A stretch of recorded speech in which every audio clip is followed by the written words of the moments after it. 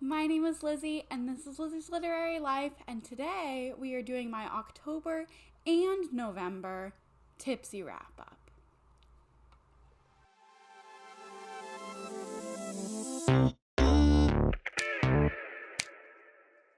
That was a fake sip because I haven't tried this yet, and I wanted to do the thumbnail thing that I always do before my intros, but I wanted to try this with you for real because, firstly, this is very festive today, okay? I have this Christmas tree tumbler, which is very exciting. I actually bought it last year for my Tipsy wrap-ups and didn't use it, so we had to use it this year. And in it is Bailey's Vanilla Mint Shake Cream. Liqueur. However you say that word. I didn't pour very much. This is actually looks like kind of a lot because it's 17%, and also I don't know if I'll like it. So we're gonna try it.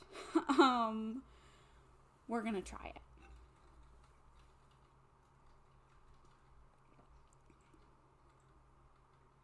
Oh, that's actually delicious. Yeah, I really like that. Okay, good, because I have this whole bottle of it.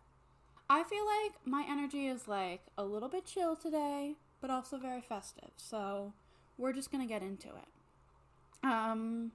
Starting with, I didn't tell you what this is. If you haven't been here before, Tipsy Wrap Up is a thing I do every month, usually every month, but this one's for 2 months, and I'll get into that why in a minute, where I talk about all the books that I read in the previous month while drinking a fun drink. So, first we do stats, and stats are serious business. Okay, so in these stats here on the screen are combined for October and November because in October I finished 2 books. I don't think I've finished that few books in a month since 2020, but that's fine, that's okay. So I just combined these wrap-ups because that would be a very short, silly video if I did it by itself. So we're doing October and November together. So I read 14 books total, so 2 in October, 12 in November, and that was a total of 5,702 pages. 70.98 audiobook hours, that's a lot. 76, I can't read. That says 76.98 audiobook hours. Wow. Okay, so the reason I only finished 2 books in October is because they were really long. And I got a good chunk of the way through 2 more that were also really long, but I didn't finish them in October, so they count for November books. Anyway, in October and November, I spent a total of 72.24 hours reading total. And I'm actually curious how much of that was October, if it's an even split October-November. So I'm gonna look. Okay, so it was more in November because in November I read 49 hours. So that means in October I must have read 20 hours. But that's okay. Average pages per book, 407.29. So you can tell these were long books on average that I was reading. Took me 8.43 days on average to finish each book. The next stat I don't like. My average rating was unfortunately a 3.29. And that's just because I read a couple pretty bad books. We'll see when I do the ratings breakdown. I feel like most of the books were good. There just were a couple that were really bad. 95.03 pages per day. And 1.17 hours per day on average. So for 2 months, I feel like that's not great, but it is what it is. My genre breakdown, good chunk sci-fi dystopian, and that's because I read a whole sci-fi dystopian series, which we will get to. Followed by mystery thriller, that's 3 mystery thrillers, 2 fantasy, 2 historical fiction, and then 1 each of contemporary, memoir, and nonfiction. And my highest average rating is actually for the fantasies, and my lowest average rating is for that sci-fi dystopian series, unfortunately. Age demographic-wise, I read 4 young adult, that is that series, and the rest were adult general audience books. Format-wise, Actually, a really huge chunk physical. It's even split physical and audio with one ebook and one hybrid. So one that I read partially on audio and partially physically. But 6 audiobooks and 6 physical books. I feel like it's rare, but more common this year. But it has previously been rare that I read that many physical books in a month. As for where I acquired these books, they were a majority from the library as always, but there actually were 3 books that I read in October and November that I owned. So kudos to me for reading books that I own. And then one was from Everand, which unfortunately Everand ruined their subscription service, so I have canceled. But that's tea for another video. I don't know if I'll ever get into it. If you are curious, I'll tell you, but basically, like, they just made themselves more like Audible, and now they suck. Ratings breakdown. See, I had a lot of 4 stars. So that's, like, generally a good month.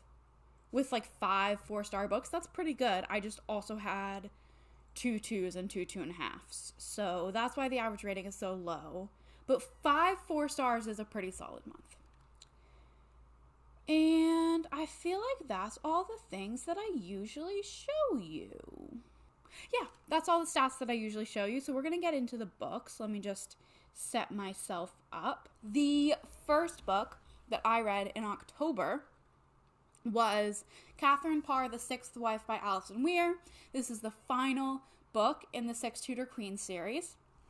And this actually was the first spot checked off my 30 by 30 list, so that's very exciting. First full spot checked off. I love this series. I think it's really excellent, and this was no exception. I think it wasn't my favorite of the series.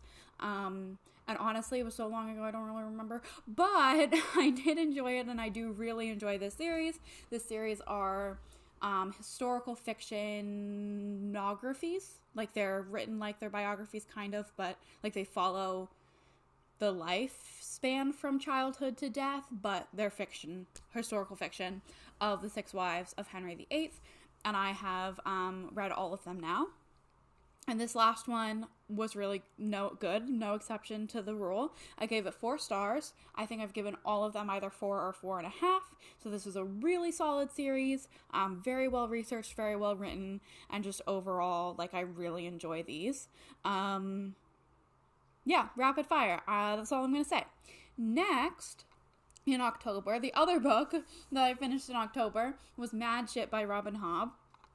And this, actually, the next few, I'm not going to talk about here. I'm going to give you my ratings, but I'm not going to talk about them here because they were in my Jokes on Me episode 5 video, which is already out, so I will link it up here. And you can watch that if you want my full thoughts on Mad Ship, which I gave a 4.5, Warbreaker by Brandon Sanderson, which I gave a 4, and I Was a Dancer by Jacques d'Amboise, which I gave a 4. So those 3 books are all in that Jokes episode 5 video.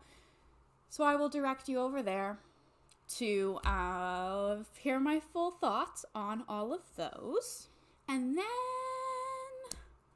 we get into the Uglies series. Now, here's the thing. The Uglies series, it's 4 books, Uglies, Pretties, Specials, and Extras, and I read a couple books in between Specials and Extras, but I'm just going to talk about all 4 of them in a row because I finished them all in November. This series was the throwback book club pick for September and October, and I didn't read them until November because I'm always late. But the Throwback Book Club is a book club that I host with my friend Danielle from Danielle Reads, where we read throwback favorites, like 2010s. Actually, I think these are 2000s. The first one came out in 2005.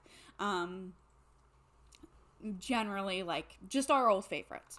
And this is an old favorite of mine. They were very nostalgic for me. I loved these as a teen, and I really, like, had the impression that this was going to be one of the series that held up. Like, I don't know why I had that impression, but I was like, those ones are going to hold up. More than, like, we haven't reread Divergent yet, but, like, I don't think that's going to hold up. And, like, there are others that, like, I don't think they'd hold up. This one I really thought would hold up. And unfortunately, well, okay. Book 1, I gave 3.5 stars. I thought it was really solid, really fun. The world is like, we've got this girl Tally in the world. When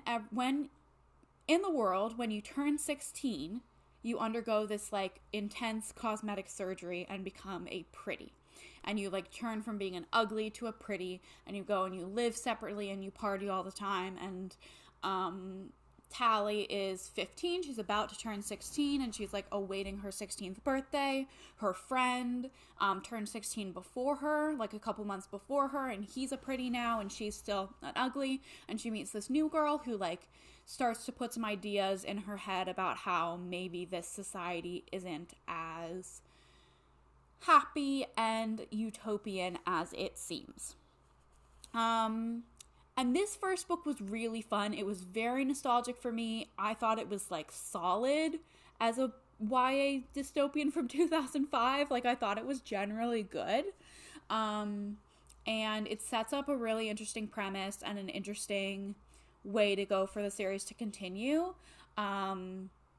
Actually, Danielle, my co-host for the Throwback Book Club, did a full spoiler vlog on her channel, so I'll link her channel for sure down below, and it's one of her recent videos. You can find it. And I just watched that today, and it was great. Ugly's first book was great. The second book is called Pretties. This one was a 2-star. I thought this one was kind of bad. Like, I can't really tell you the plot without spoiling it, but there's this like intense content warning self-harm part, and it just was like not good in any kind of way. It was yeah, I didn't like it. And then Specials I liked a little more. I gave it 2.5 stars. And then Extras is like kind of a spin-off. It's not following the same characters, though those characters appear, but it's like in a different part of the world. It's in this like Japanese inspired part of the world. Like maybe it's Japan in the future. I don't really know. It's not super clear. But the culture is Japanese inspired and the language and stuff. And I thought that one was better. That one I gave 3. I thought that was decent. But I just was like, from Pretties onward, was like kind of really disappointed. And didn't feel like these held up.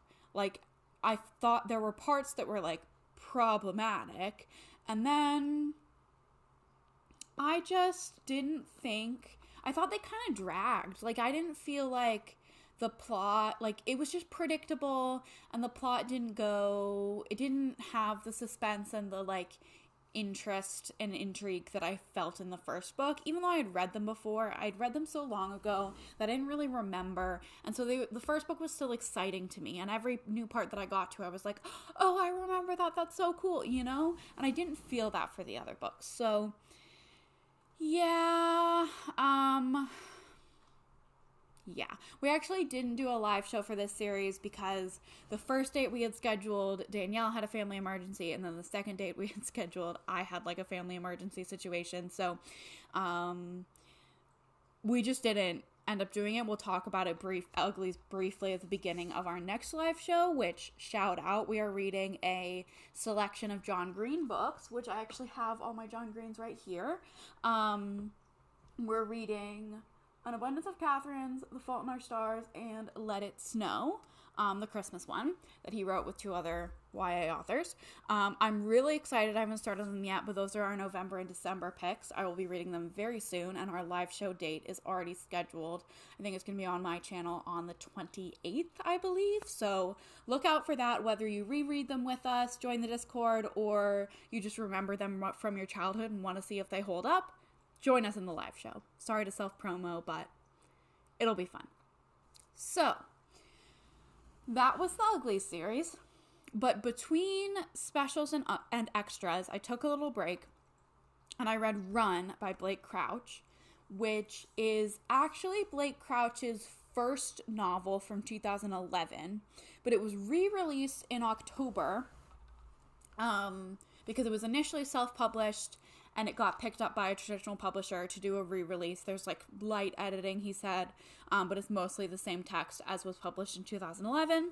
So I read this actually as my October release for Herkyed, not realizing that it had been released in 2011, but apparently, like, thank goodness it still counts as the October release, so I didn't have to frantically read a new thing. I did not like this. I gave this 2 stars. I thought it was bad. Basically the premise is that there's this, like, Aurora Borealis type star event, celestial event, that everyone who sees it or saw it becomes affected, and everyone who didn't see it is now being hunted by those who were affected. So it's basically like a zombie apocalypse type situation, except not really zombies, just like this subset of the population are still human, but they just like have this urge to hunt and kill anyone who is not affected. And we're following this family, this dad and wife and 2 kids. Like, the main character is the dad. Main perspective character is the dad, though we do get the wife's perspective a little bit too. We're following them as they are basically on the run, and the 2 parents and the daughter did not see the Aurora Borealis, but the son was sleeping over at a friend's house and did see it. So it's just they're on the run, and it seems like a cool premise for a thriller, but it just was like all action and no substance for me, and I just didn't really get on with it. So I gave it 2 stars. Moving on. The next book that I read in November was Autumn by Ali Smith. This is the first book in the seasonal quartet by Ali Smith, where she has autumn, winter, spring, summer, and I don't really know what the through line of the series is, whether they follow the same characters. I guess I'll find out, because I plan to read each one in the season, the corresponding season, in the following year. I'm going to read winter probably in January, and then you know what I mean. In autumn, we are following this woman, Elizabeth, who has when she was a child, her neighbor named Daniel, this older man, they had this, like, really wholesome relationship, and now he's, like, dying in the hospital, and she's visiting him, and it's also just, like, a very non-linear narrative, philosophical, literary, like, study in writing, and it's also kind of about Brexit, because it parts of it take place right after Brexit, and it was written, I think, right after Brexit and set in the UK. I really don't know how to describe it, but I did really like it. I gave it 4 stars. I don't really know how to talk about it, but I would recommend it if you're into literary fiction, like kind of weird narrative writing styles, and weird nonlinear timelines.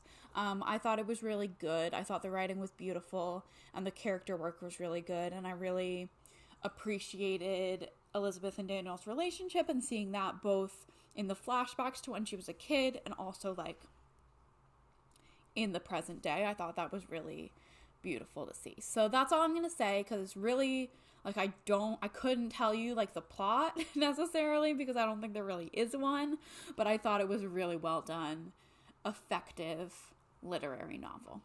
And then I read Braving the Wilderness. What's the subtitle? The Quest. Oh my gosh. Braving the Wilderness, The Quest for True Belonging and the Courage to Stand Alone by Brene Brown. This was my book for the Junie B Jones read-along, which is a read-along that Martine from Just Martine and Bailey from Miss Bailey Reading, my besties, host, where we read Junie B Jones books, and every other month we read a nonfiction book. And this was our nonfiction for November. This was our nonfiction for November. And, I didn't like it. Well, it was fine. I gave it 3 stars. I didn't dislike it. We had a really good discussion about it on the live show for the read-along, which if you've read this, I would direct you to. I think it was a really good discussion about, like, lots of different opinions on the book. Martine really liked it.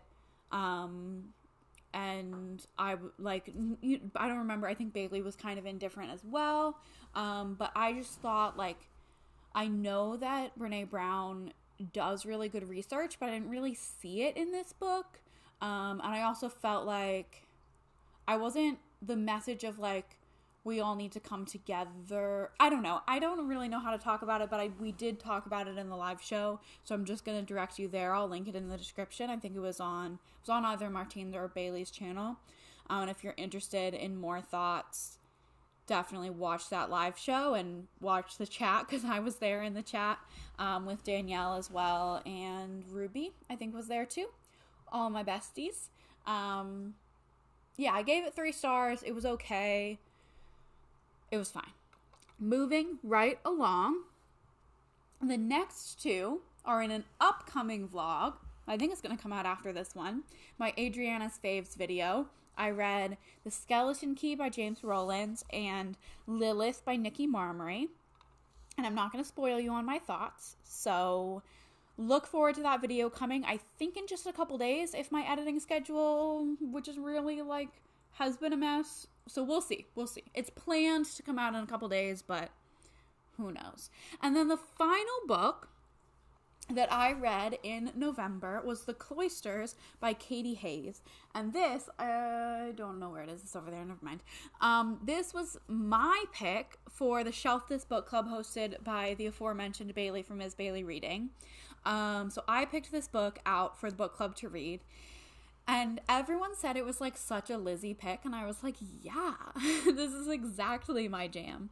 And I really liked it. I gave it 4 stars. It wasn't perfect, like, in terms of craft, and just, like, the pacing wasn't perfect, wasn't great, and I can see why a lot of the people in the book club really didn't like it, but it was so my jam.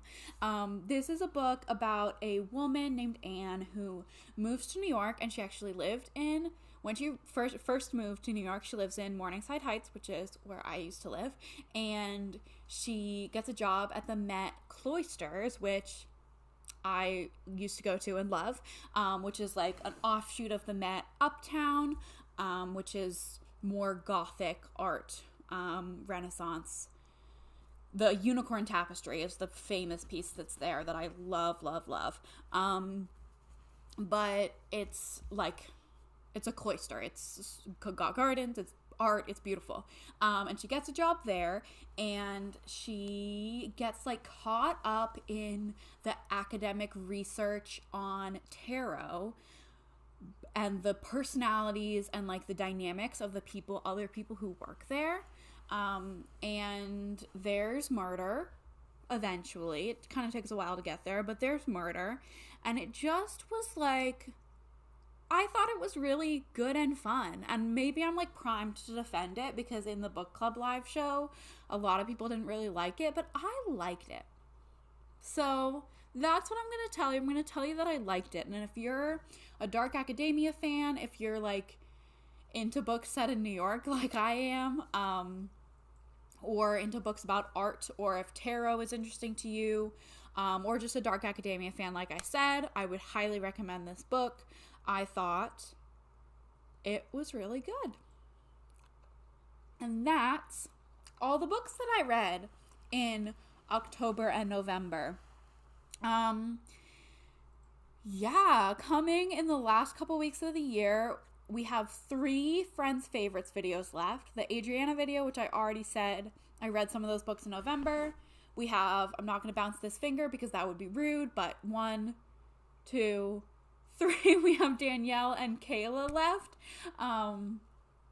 for Friends Faves, and those are in the works and should hopefully be coming within the next 2 weeks, all 3 of those videos. And then it's like end of year, start of year content, which is so exciting.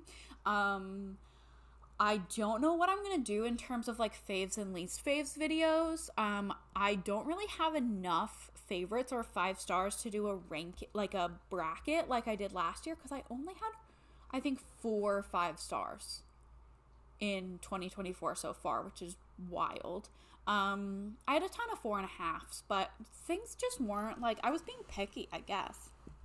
Anyway, if you're excited for all that content, I'm excited for all that content. I'm going to get back on my editing game. And comment down below if you've read any of these books or if you're interested in them or if you have a recommendation for me. And like this video, subscribe to my channel, and I will see you in the next one coming very soon. Bye.